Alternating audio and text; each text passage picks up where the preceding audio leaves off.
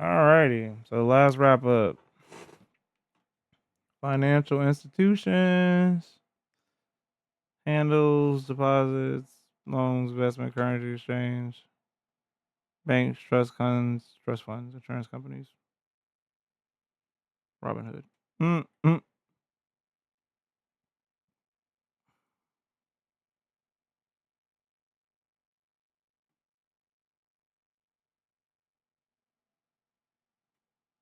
Commercial banks, got CDs, investment banks,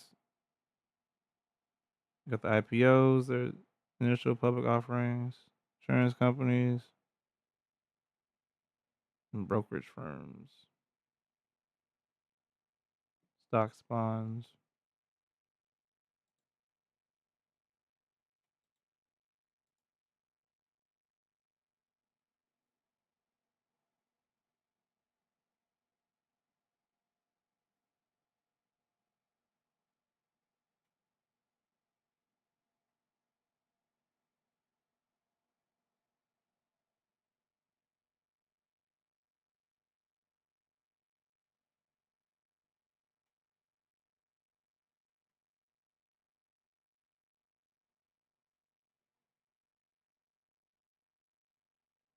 Huh. So you got fiduciaries, who are financial professionals legally bound to provide financial tools and assistance. You have financial advisors, which are, finance professionals that help you focus on your financial goals versus more general government regulatory things. Advisors, planners, attorneys, accountants, and then product providers like TurboTax, I guess, or banker. Yeah. Okay.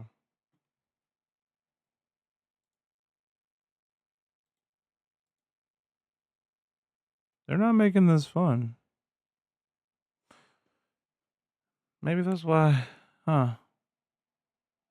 Other stuff was so much high energy. Now it's like just raw information.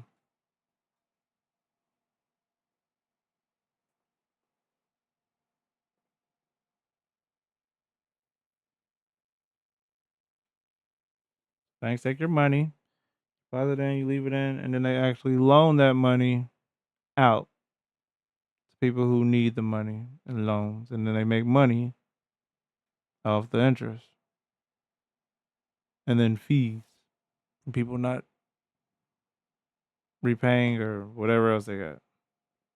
That's how it works.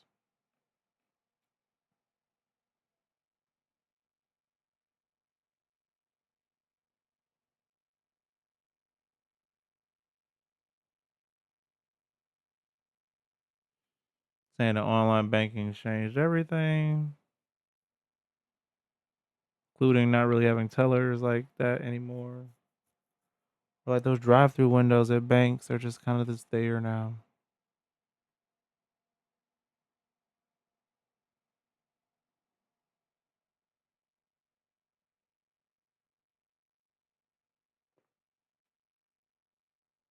Loans is the most profitable areas of banks, of course.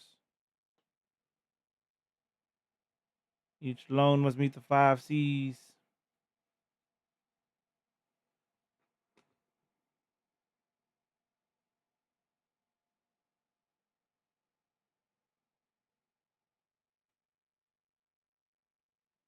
So you got to make that, interest profit, but you also got to make the money back, or else it just defaults and then it gets, sent to court, and then you don't make no money.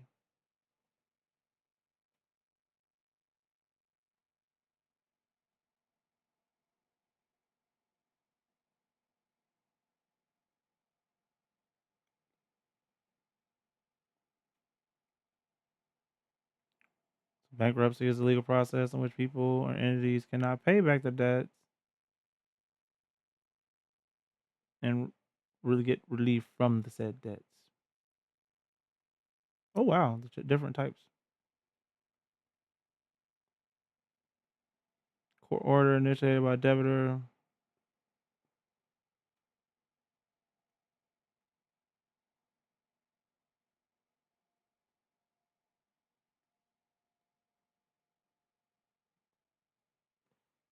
Chapter 7, bankruptcy,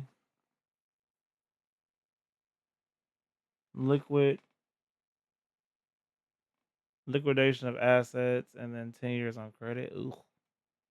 You got chapter 11. These are for individuals and businesses as well. You get both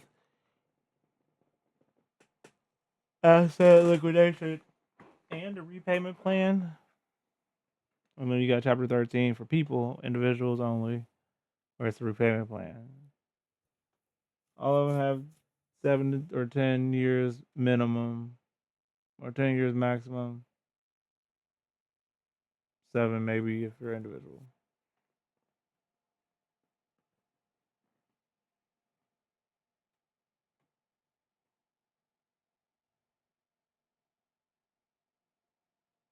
Global banking.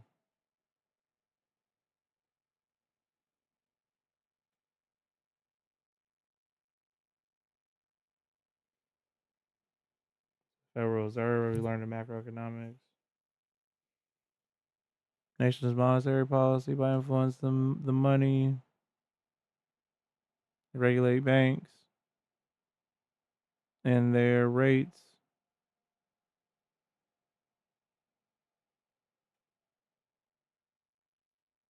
Maintain stability and containing systemic risks.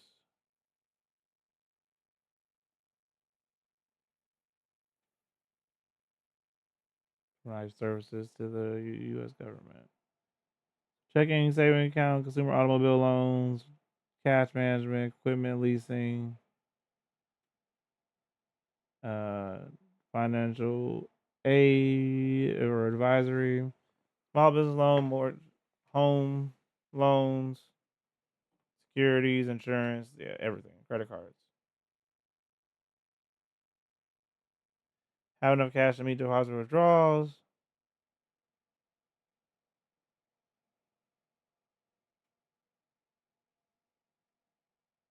All right.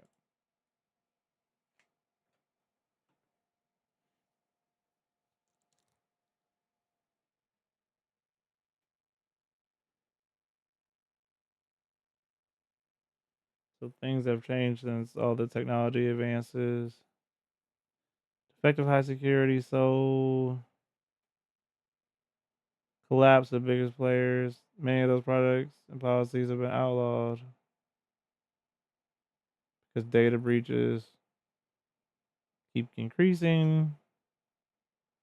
Protect consumers event of bad breach exposure. Like I said, the scams have been going up, and cryptocurrency, which has been avoiding regulation, but has been getting regulated more.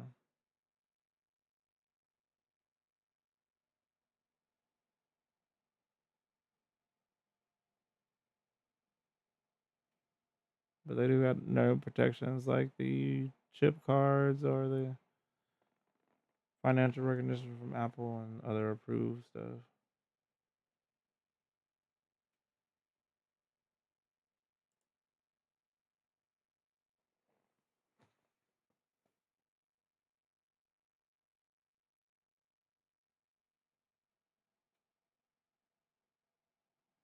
Development security is the next thing. Apps approved and match the different technology. This is where I come into the mix.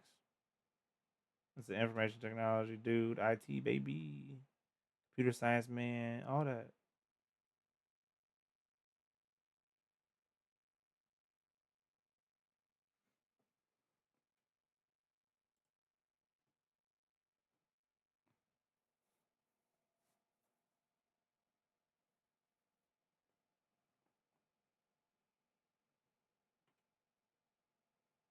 Cost and fees, tax implication, time horizon, how much time it's going to take to make that money back. How much liquidity do you have the time? What's the rate of return? How much risk do you have of this whole thing that's falling in your face? What is this?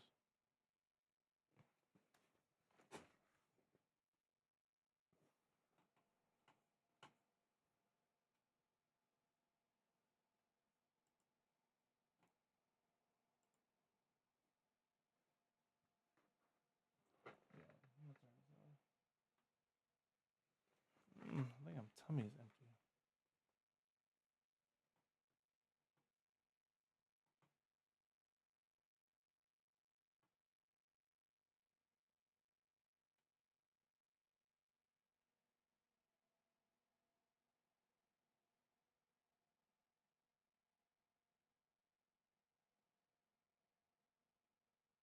So this is the breakdown for all these. Okay, so checking and saving account. What matters to me, costs and fees. There are maintenance fees. It sucks. The interest is taxable. It is very short term. It's not. It's the you know what I mean. But the liquidity, you can take that money out anytime. Minimal risk. There is no rate of return. And you got CDs.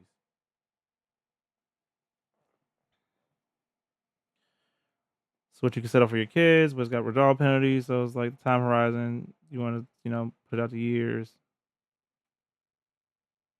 locked to maturity. So like no liquidity. Yeah, low risk.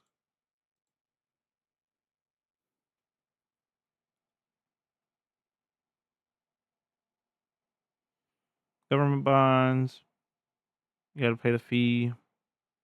Definitely long term. Depending on the bond, it can be more liquid if you sell it to someone, or if it like whatever it is increases in demand. Lower in stocks, higher in saving accounts. But yeah. Then we got the big boy. Trade commissions, you got fund management fees, but capital gains on profit dividends may be taxable, sure. Yeah, you can't be taxed on the gains. But more long term, the liquidity, depending on how the stock is, it can be high or it could take time to actually sell it out. The rate of return is probably the highest, but it's volatile. The risk is probably the highest. It depends on where you're at. It says market risk, but an economic downturn is like COVID can destroy a portfolio. Mutual funds, definitely long term thinking. Depends on what it is for liquidity. Like I says, moderate. Depends. Not the best risky. 401ks, definitely long term. They're retirement. So it's like it's not. I flipped mine, but it's like after losing jobs, I flipped them into other IRAs that grow. That I'll be able to grow myself, but like I can't touch it without penalty. So as you see right there, boom, liquidity low, penalties for early withdrawal. They will cut it. It's like 15, 17, 20%. It's not fun, but it does risk the market if you don't put it in the right place. Draw fees, market based returns. Real estate, good investment, but like I said right here, liquidity, the lowest. Can't just instant sell a house. It can take up to 90 days. It can take more than that.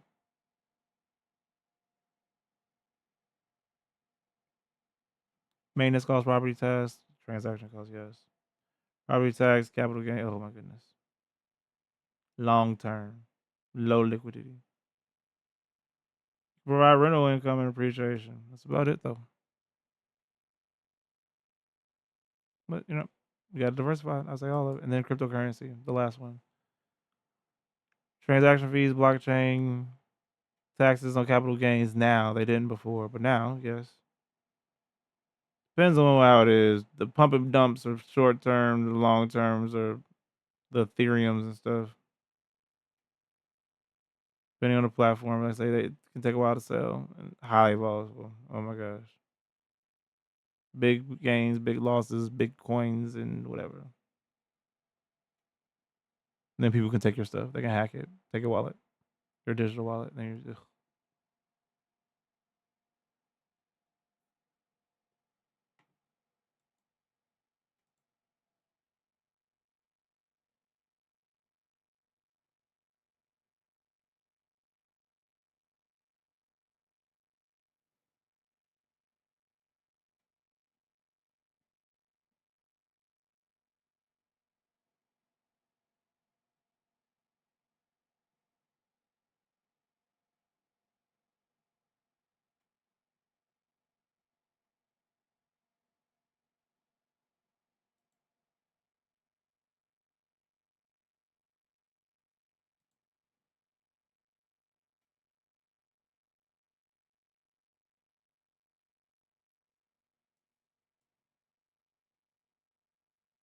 securities bought and sold in financial markets that do diversified portfolio. We got equity, debt securities, hybrid ones,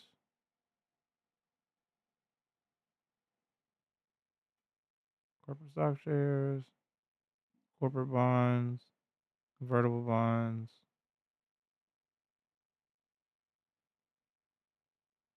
combination of all or some equity.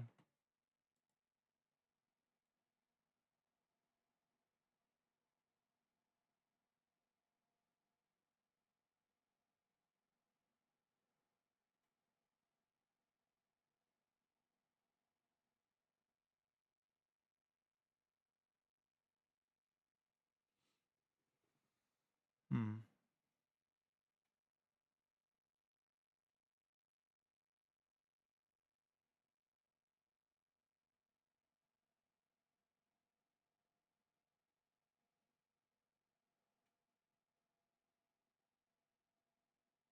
Free website. So yeah, this is stuff that I would tell people when they talk about how do you have your investment success. I'm like, first of all, you need to have interest in what you're looking in, and then you need to do these dots. So look at the websites and newsletters that cover these things.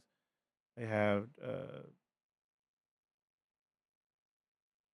like Robinhood, Gold, and stuff will give you constant information on market volatility or what's going on. You had paid resources like investor newsletters, and then like newspapers and stuff like that. If you want to go old school and get that information, and let you see where you want to take that stuff. Must align with the goals of an individual investor. Yeah, look, it looks like I was teaching the right things from the beginning. My head hurts.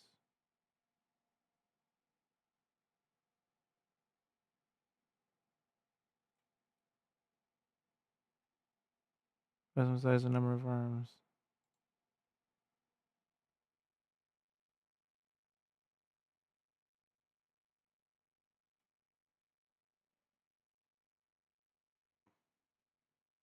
Timing of payments is crucial to debt responsibility. Minimum payment. Yeah, interest rate. Don't do the minimum payment. Always pay more. Service fees and late penalties always need to be considered. If you default, it's usually bad. Messes up your credit score. Puts you into a collection situation.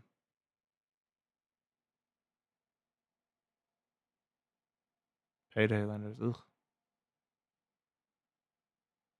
Like I said, the interest rates and fees on those things are exorbitant. They will get you out just to put you in another hole. 5 C's of credit. Character. Credit score and credit history. Capacity. Um, Income and financial obligations to be paid back.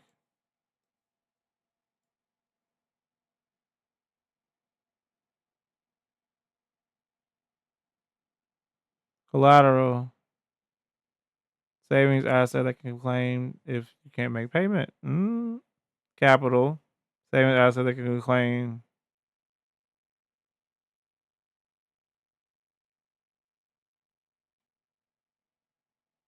if one cannot make payment. It's the same thing.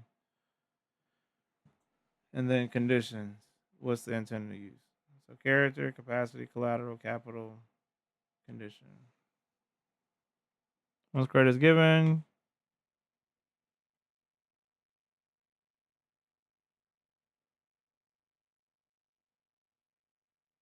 you get that credit score, good credit score, more opportunities to borrow money, defaulting on a loan can cause creditors to repossess things.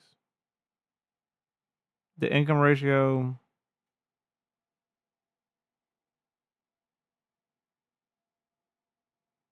getting a mortgage, you gotta have a debt income ratio of 35% or less.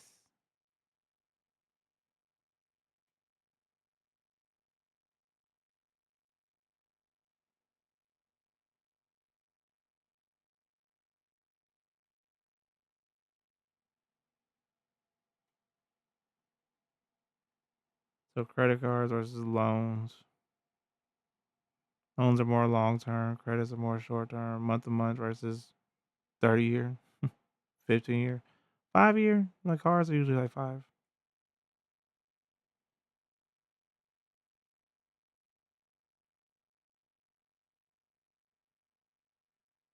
Solvency. Meet those long term debts. Pay out those student loans. To pay off those things. It increases your credit score. It makes you seem reliable.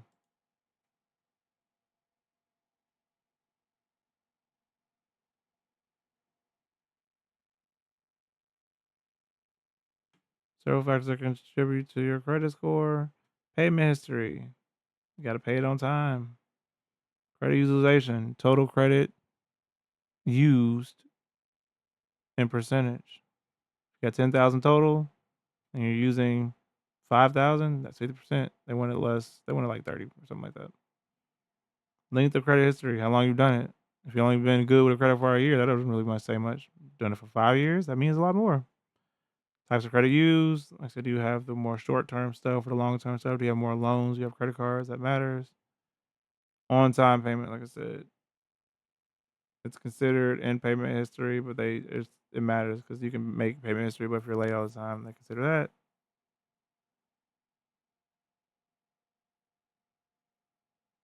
Like, oh, they said it right here, under 30%. Boom.